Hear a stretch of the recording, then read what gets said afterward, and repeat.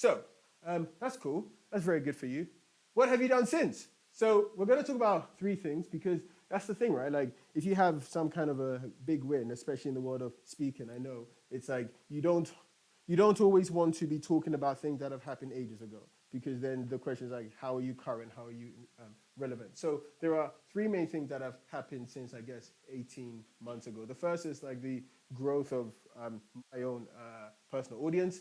The second is going into a lot of traditional media. And then the third is doing a lot of speaking engagements, which have actually been pretty interesting. And they fall into three main buckets. So the first one is the growth of social. So about a year ago, I really started taking the growth of my social media serious. The reason why is, quite frankly, Fanbytes was helping influencers grow their brands and monetize their audience. And I was like, oh crap, like I did this for other people. I should do it for myself, right? And so the growth of social. So in the last 18 months, we've grown considerably. So we've done a lot of like really interesting things like podcasts, Jake Humphreys, Ali Abdal, just like talking about the entrepreneur story. And then the Instagram has grown quite rapidly. I think this year we'll easily hit 1 million followers on here as well. We'll easily hit 500,000 on LinkedIn. And that has all been really in the last 18 months. As you can also see, something quite interesting here is I have a line which is like, I don't sell courses, I made my money the proper way.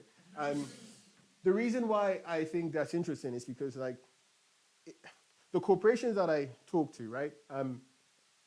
They obviously, appreciate that I have an audience, etc. But the thing that they're buying is like the actual content itself. Like someone who's actually like been there and done it and gone like, hey, here is how to do this, here is how not to do that.